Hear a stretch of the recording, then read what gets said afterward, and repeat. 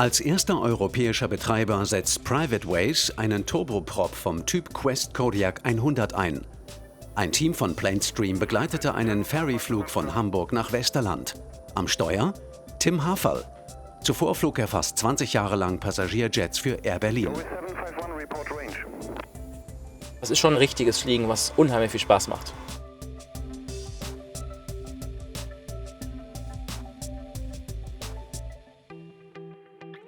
Die Quest Kodiaq ist ein einmotoriges, turbinengetriebenes Mehrzweckflugzeug mit besonders guten Kurzstart- und Landeeigenschaften. Es ist 9 Uhr am Morgen, Flugvorbereitungen im Geschäftsfliegerzentrum des Hamburger Flughafens. Wir fliegen heute von Hamburg nach Sylt, nach Westerland.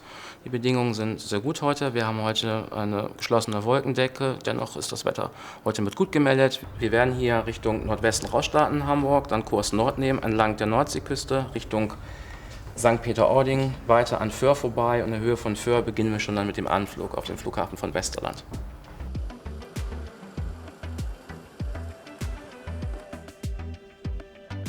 Nach 7-monatigem wirtschaftlich unbefriedigendem Linienflugbetrieb zwischen Wilhelmshaven und mehreren Nordseeinseln konzentrieren sich die Betreiber in Zukunft ganz auf das Chartergeschäft.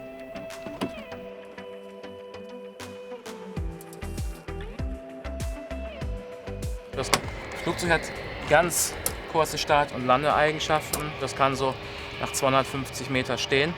Das macht das insbesondere für kurze Inseln sehr, sehr interessant. Und Helgoland ist eine Insel, aber auch diverse andere Inseln hier an der Nordseeküste und umzu. Hinzu kommt, dass das Flugzeug hochmodern ist, mit Wetterradar ausgestattet, mit einer Turbine, aber auch sehr komfortabel.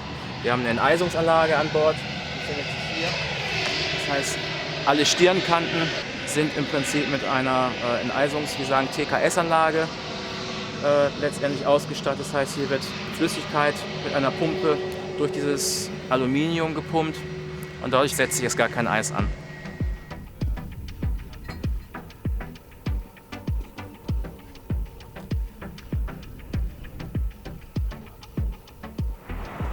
Ja, bei der Vorflugkontrolle achten wir auf den Status der Reifen, ob die Reifen abgefahren sind oder abgerollt sind. Hier ist genug Profilstärke da, ausgezeichneter Zustand.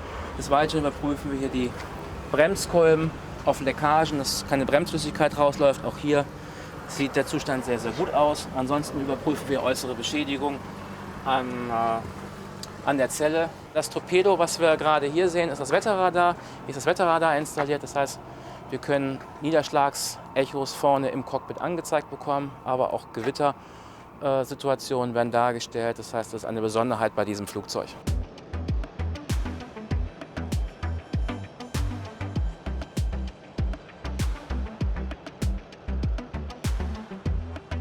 Was wir zu beachten haben, ist, dass vor dem Einstieg dieser Fuß befestigt wird, dass das Flugzeug nicht aus dem Schwerpunkt fällt, wenn die Passagiere einsteigen. Wenn die Passagiere eingestiegen sind, wird es entsprechend entfernt, verstaut und das nehmen wir dann mit und nach der Landung wird das Gleiche dann nochmal wieder durchgeführt.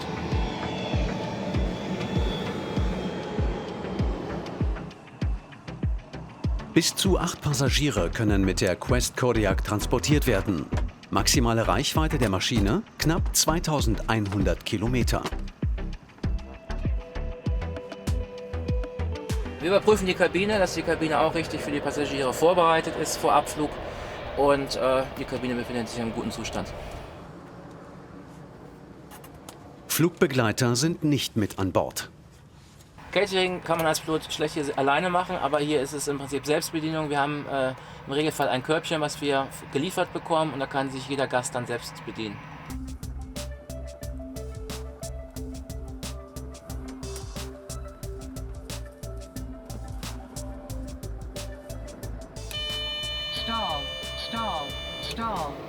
Früher bin ich geflogen Boeing 737 und Airbus A320 und die Umstellung ist relativ einfach, weil ein Airbus hat ein Glascockpit, sprich keine Eieruhren, wie man so früher gesehen und gesagt hat, sondern hier ist im Prinzip alles mit Bildschirm ausgestattet und die Technologie ist, muss man einfach sagen, schon sehr vergleichbar.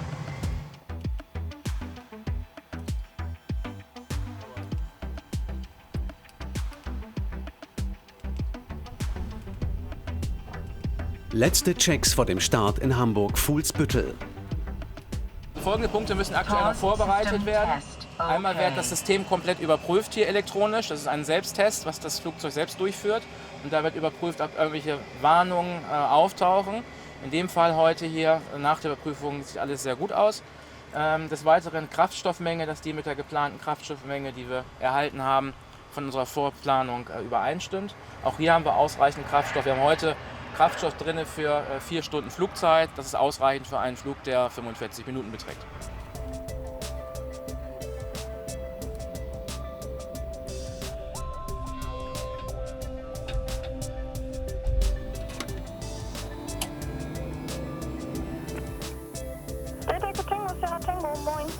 Sieht man hier nochmal die Abflugroute. Hier Richtung Norden raus. Hier ist die Elbe sehr schön zu sehen. Und mit Nordkurs geht es dann Richtung Sylt.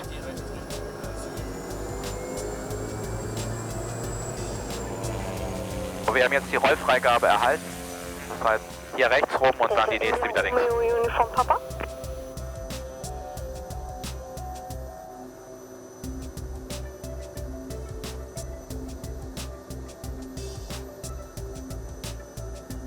Aktuell wird nochmal überprüft, dass keine Warnmeldungen da sind. Die Parameter werden nochmal überprüft, dass die alle im normalen Bereich sind. Und ja, und dann meldet man im Prinzip, dass es flugbereit ist, dem Tower. Und je nach Verkehr bekommt man dann die Startfreigabe. And Euroway 751 is ready for departure. Euroway 751, hold short, runway 33, contact tower 126.85. 126.85, holding short, taxi holding point 33, Euroway 751. Hamburg Tower. Schönen guten Tag, Euroway 751, taxi holding point, runway 33, ready for departure.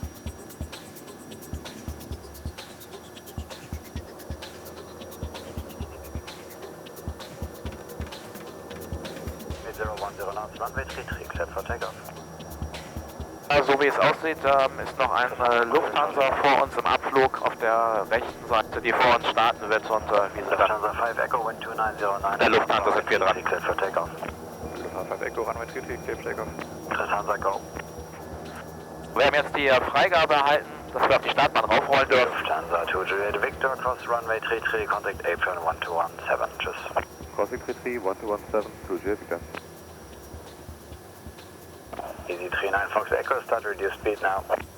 Okay, Easy 39 Fox Echo.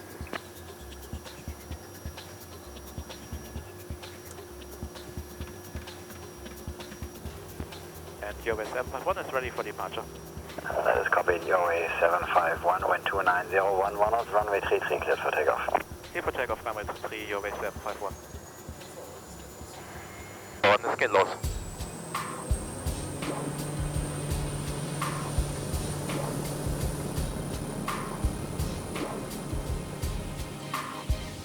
Ryanair 739 Delta, line up and rate, runway 33. Line up and wait, runway 33, Ryanair 739 Delta. Roger, wind check 29011 knots. Die 750 PS starke Pratt & Whitney Turbine macht die Quest Kodiak zu einem wahren Kraftpaket. Runway 23, clear to land. Deadline runway 23, Easy 39 Fox Echo. Jetzt wird der Autopilot schon eingeschaltet und die Propellerblätter werden auf eine leise Stellung gesetzt. Delta Echo Tango, Sierra Tango, hallo. Ab jetzt fliegt der Autopilot.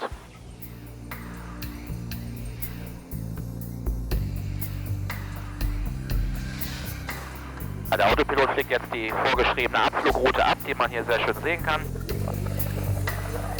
Räder, schönen guten Tag, Euroway 751 out of 2000, climbing. Euroway 751, hello, identified. Climb flight level 60. Climbing flight level 60, Euroway 751. Wir sind jetzt auf der nächsten Frequenz, der Radfrequenz, weitergeleitet worden und wir haben die nächste Höhenfreigabe bekommen auf 6000 Fuß, was ca. 2 Kilometer entspricht. Und das Schöne ist jetzt gerade, dass wir durch die Wolken gestiegen sind und von jetzt ja, gleich nur noch die Sonne. Only 4 Kilo Lima, call you.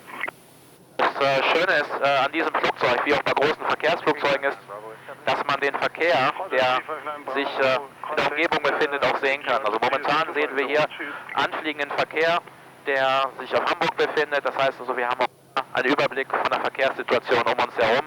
Und gibt auch gleichzeitig Ausweichhinweise im Falle einer Annäherung. Heading 230, Your Base 751.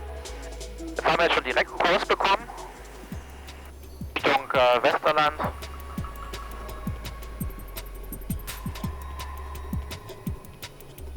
Das heißt, wir biegen jetzt schon links ab.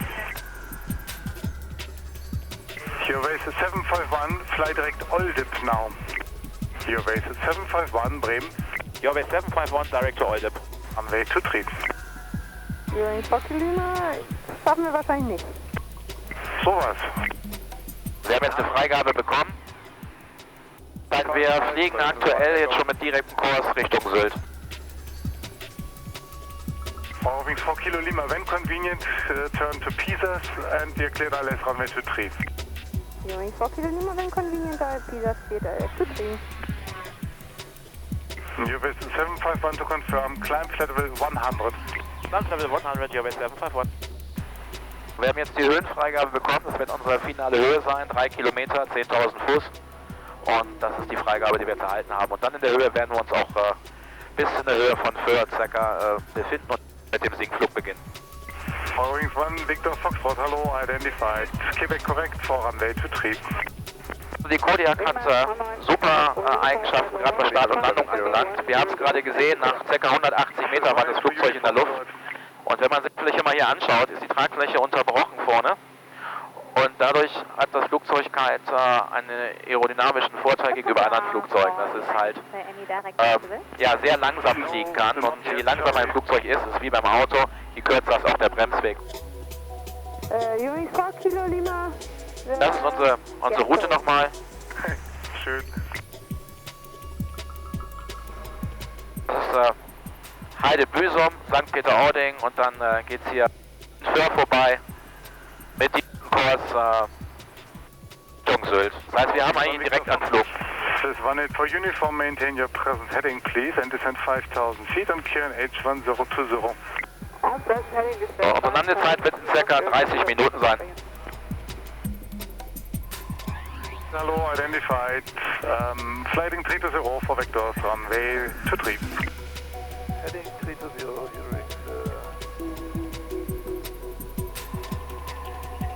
Following 3 X-Ray Hotel, contact Hamburg Director 118.2. Was jetzt gemacht wird, ist im Prinzip Papierarbeit. Your base 751, contact radar 124.075. Tschüss. 124.075, tschüss, Your Base 751. Radar, schönen guten Tag, Your Base 751, Flight Level 100, inbound to Oldip. Your base 751, Bremen Radar identified. Dankeschön. Ja, also Papierarbeit muss auch gemacht werden, das erfolgt bei uns in einer großen Airline, hochmodern, elektronisch, das heißt, mal überprüfen unsere Treibstoffmenge an bestimmten Wegpunkten. Auf der anderen Seite muss ein sogenannter Time-Check gemacht werden, dass auch die Planung mit der aktuellen Route übereinstimmt. Und das wird gerade durchgeführt hier.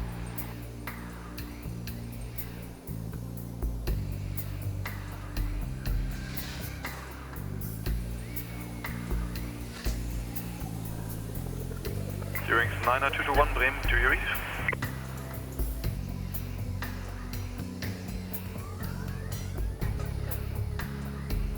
Ja, wir bereiten uns jetzt schon auf den Anflug vor, das heißt, wir wissen, welcher an in Betrieb ist. Der Computer wird gerade abgesetzt hier auf die aktuelle Landebahn, die 3.2 sein wird. Nochmal alles überprüft, ist alles gemacht und jetzt ist so ein bisschen Entspannung angesagt. Heute leider nicht so schön ist das Wetter, dass man keine Erdsicht hat. Ansonsten sieht man hier schon die Nordsee und auch die Inseln. Ist aber aufgrund der geschlossenen Wolkendecke leider nicht möglich.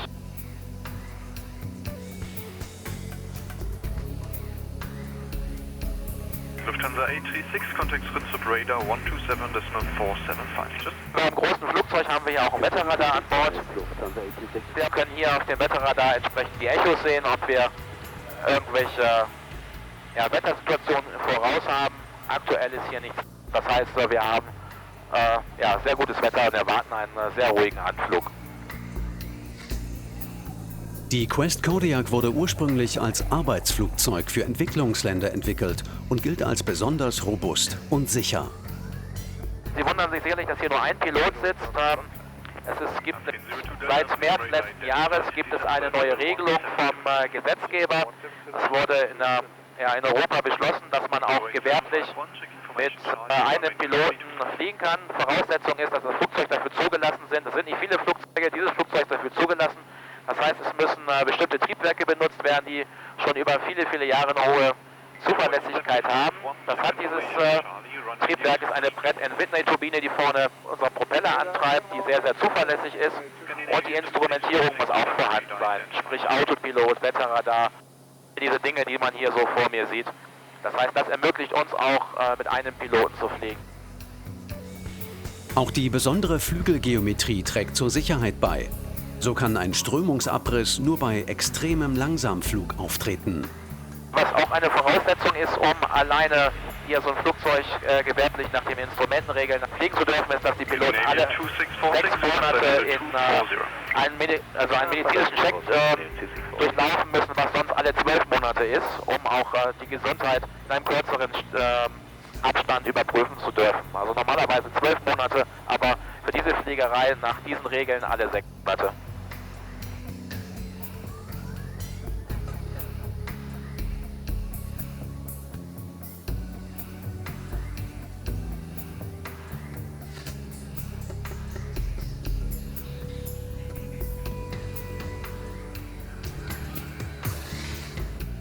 Descent, flight level 60. Expect ILS approach runway 32. Roger, expecting ILS 32, descending flight level 60, your base 751. So, wir haben jetzt schon unsere Freigabe für den Sinkflug erhalten. Die erste Höhe bekommen 6000 Fuß, das sind 2000 Meter. Der Autopilot wird jetzt darauf eingestellt und wir verlassen jetzt die Reiseflughöhe. Man sieht jetzt hier, wir sind im Sinkflug. Hier dieser sogenannte Kreis zeigt an, wo wir die Höhe, die wir eingedreht haben, erreichen werden und haben schon direkt Kurs jetzt bekommen Richtung Sylt.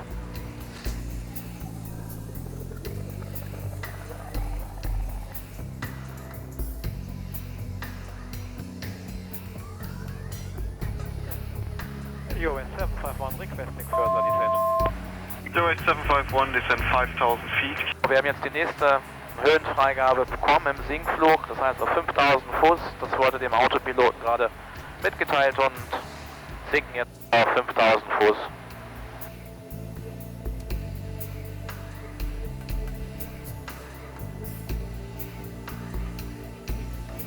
Also wir schauen nochmal, ob die Funkfeuer richtig abgesetzt sind, auch mit unseren Anflugkarten. Die Anflugkarte ist hier auch bei diesem Flugzeug elektronisch hinterlegt. Wir haben die Karten einmal auf unseren iPads, haben wir 2 an Bord. Redundanz ist ganz, ganz wichtig. Und das ist der Anflug. Den überprüfen wir nochmal, ob der auch so abgesetzt ist mit unserer Navigationseinheit. Das ist er. Das heißt, wir erwarten eine Landung auf der Landebahn. Dazu 3-2. Das zeigt, 3-2 steht für Himmelsrichtung, 320 Grad, also Richtung Norden werden wir landen. Das Ganze ist ein Instrumentenflug.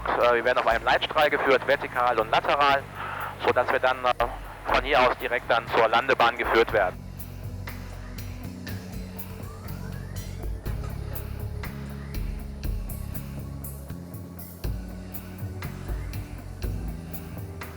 Jetzt der Anflugfreigabe erhalten, das heißt der Autopilot ist jetzt auf Leitstrahl gekoppelt und erwarten die Landung in den nächsten 6 Minuten. Bremen Radar, Kite 30, Flight level 150 in Mountain. Kite 30, Bremen. Squawk 7752. 7752 is coming down, Kite 30. Runway 751 established, localizer, runway 32. US 751, Roger. For your information, the mentioned VFR traffic is proceeding to the east. Sylt Tower has him on frequency and is informed about you. Contact Sylt Tower, 119.750 Tower. 119.750, Rico in US 751. So, wir wurden jetzt gerade auf den Tower übergeben, Sylt Tower schon und befinden uns jetzt in dem...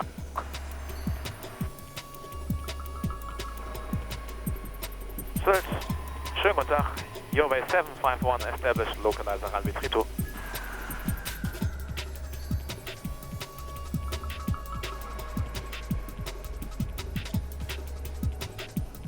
Your 751, 10 miles, final. Your 751, wind 310 degrees, 19 knots, runway 32, clear to land. Netherlands, Runway 32, Your 751. Ja, wir haben jetzt gerade die Landefreigabe schon erhalten, haben noch eine Windinformation bekommen, Wind auf der Nase heute mit gut 20 Stundenkilometer, also optimal. So, jetzt verlassen wir die Höhe hier und sind jetzt sowohl lateral als vertikal voll vom Autopiloten geführt und werden jetzt direkt in der Bahn nach unten geleitet. Das macht der Autopilot. Der Autopilot wird abgeschaltet, ungefähr so eine knappe Minute vor der Landung, dann wird manuell. Die Geschwindigkeit läuft jetzt langsam zurück und befinden uns gleich in dem Geschwindigkeitsbereich, wo wir dann auch schon die erste Landeklappenstufe setzen können. Das erfolgt jetzt. Jetzt wird die erste Landeklappenstufe gesetzt. Die Aerodynamik verändert sich jetzt an der Tragfläche. Das heißt, im hinteren Bereich der Tragfläche jetzt die Landeklappen aus und ja, die letzte Landeklappenstufe ist dann schon richtiges Scheunentor. Das ermöglicht uns aber auch auf sehr, sehr kurzen Plätzen oder Landebahn zu landen. Jetzt wird die zweite Klappenstufe gesetzt zur Landung.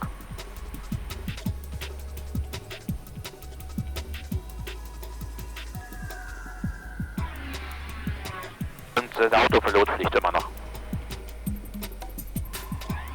Ja, und ja, die Wolkengrenze heute ist etwas tiefliegend. Langsam kann ich aus meiner Position heraus schon den Boden sehen. Und die Landebahn wird gleich direkt vor uns, 12 Uhr, also direkt auftauchen.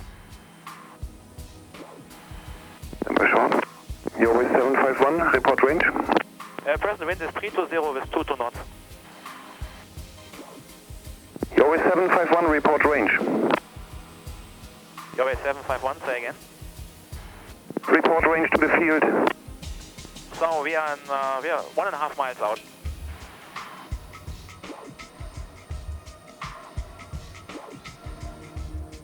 Landebahn ist voraus.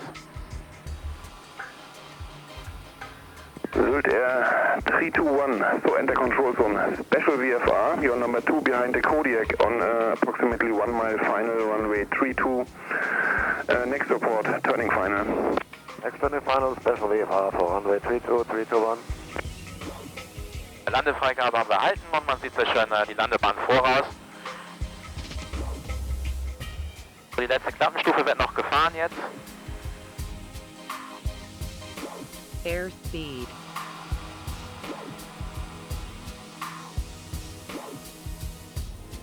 Und ab jetzt übernehme ich mit der Hand, der Autopilot wird ausgeschaltet. Sylt Air 321, the Kodiak is inside, will follow behind. Und von jetzt an wird manuell geflogen. Das heißt, ich konzentriere mich jetzt auf den Aufsetzpunkt, der vorne ist, ja, wie sagen dazu auch Zebrastreifen. 500.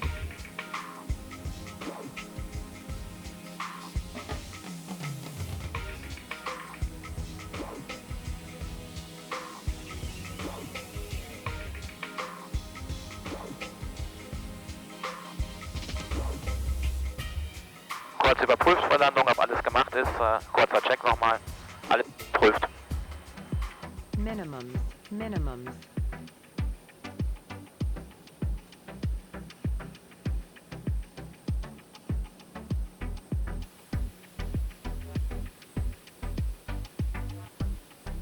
And 321 is on final as number 2.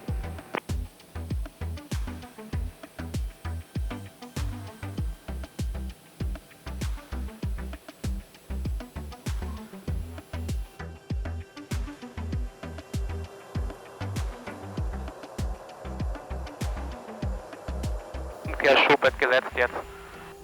Die Propellerblätter drehen in Gegenrichtung. Das ist wie beim Schiff.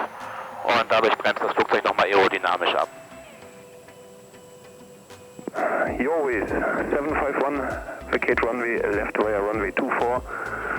Mike Papa, apron 2. On expediting Yorways 751. Sylt Air 321, wind 300 degrees, 18 knots, runway 32, clear to land.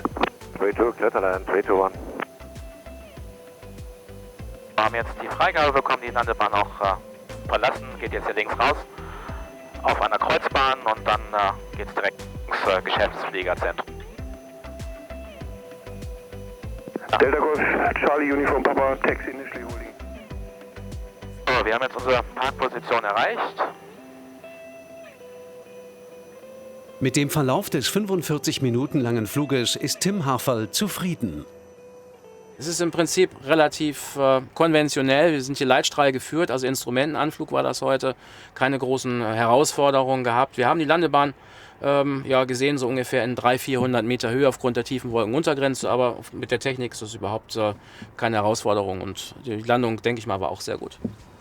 Der Aufenthalt auf Sylt ist nur kurz. Nach gut 20 Minuten startet Tim Haferl mit Passagieren wieder Richtung Hamburg.